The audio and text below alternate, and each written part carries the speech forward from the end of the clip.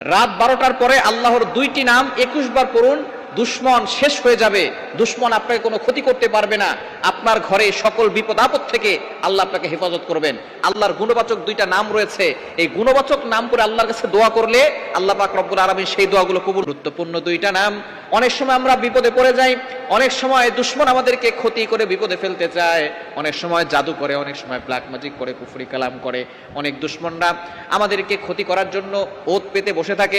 আপনি যদি রাত 12টার পরে, অর্থাৎ শেষ সময়, মধ্যভাগের পরে শেষ সময়, এই সময় যদি আল্লাহর দুইটি গুণবাচক নাম পড়তে পারেন, আল্লাহ পাক রব্বুল আলামিন দুশমনের ক্ষতি থেকে আপনাকে হেফাজত করবেন এবং দুশমন চিরতরে শেষ হয়ে যাবে। 3বার দুরূদ শরীফ পড়বেন, তারপরে আল্লাহ তাআলার গুণবাচক নাম দুইটা, এক নম্বর হচ্ছে ইয়া কাহারু, আর একটা হচ্ছে ইয়া হাফিজু। ইয়া কাহারু মানে হে সর্বশক্তিমান, আর একটা হচ্ছে ইয়া হাফিজু হে সংরক্ষণকারী। এই দুইটা আল্লাহর নাম, আল হাফিজু আল কাহারু। আপনি দুইটা